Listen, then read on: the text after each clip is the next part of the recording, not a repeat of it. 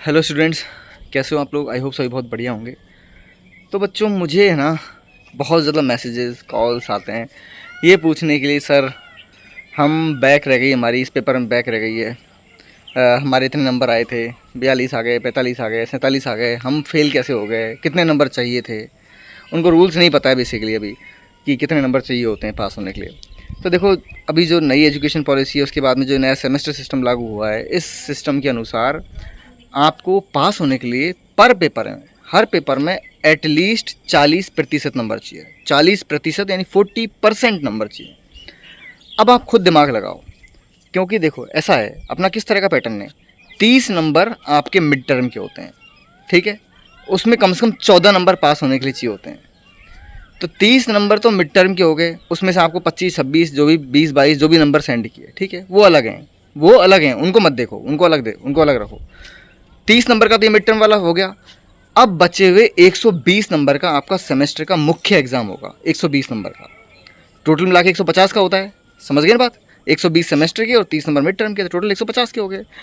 तो अब जब 120 मार्क्स का आपका सेमेस्टर होना है, तो उस 120 मार्क्स में से आपको 40% लाने होंगे। 40% का मतलब क्या हुआ। 120 में से 100 में से 40% कितना होता है, 40 नंबर।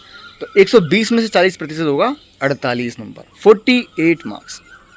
यानी कि आपके अगर सेमेस्टर के पेपर में जो रिटर्न पेपर हुआ है सेमेस्टर का 120 नंबर का, उसमें अलग से 48 नंबर नहीं आए हैं तो आपके बैक लगेगी, भले ही आपको कॉलेज से 30 में से 30 ही भेज दिए हों।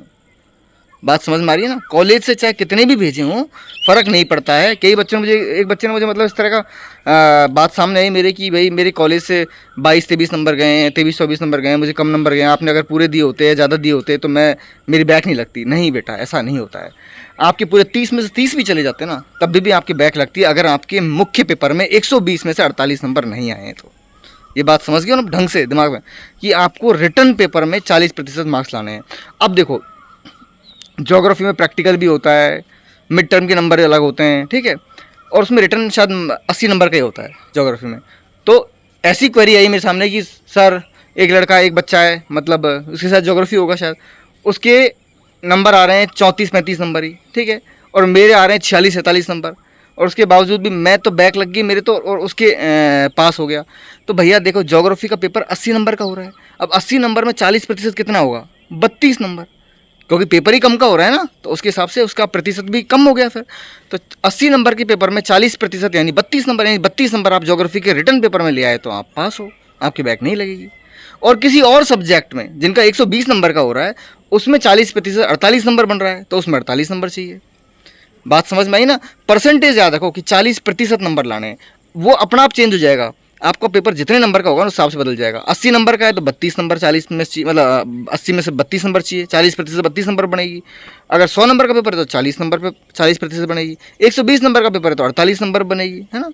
तो इस तरीके से पेपर का कितने नंबर मार्क्स का पेपर है उसके हिसाब से आपके परसेंटेज डिसाइड हो जाएंगी, मतलब कितने नंबर आपको चाहिए। 40% निकाल लो बस आप, तो सिंपल सा फॉर्मूला है, 40% पे आप पास हो, बाकी सब भूल जाओ। पहले 36 नंबर पे पास हुआ करते थे, वो रूल गया, पुराना हो गया। अब आपको हर रिटर्न पेपर में 40% मार्क्स लाने होंगे, चाहे वो पेपर कितने का भी हो, 40% चाहिए आपको। अब सारे डाउट्स क्लियर हो जाने चाहिए मेरे हिसाब से, है ना।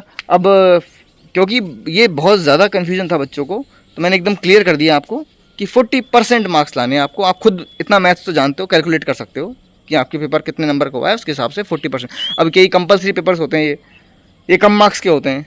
मान लो 50 नंबर का है कंपलसरी पेपर सपोज, अब 50 में से 40% मार्क्स कितने होंगे, आप खुद कैलकुलेट कर लो।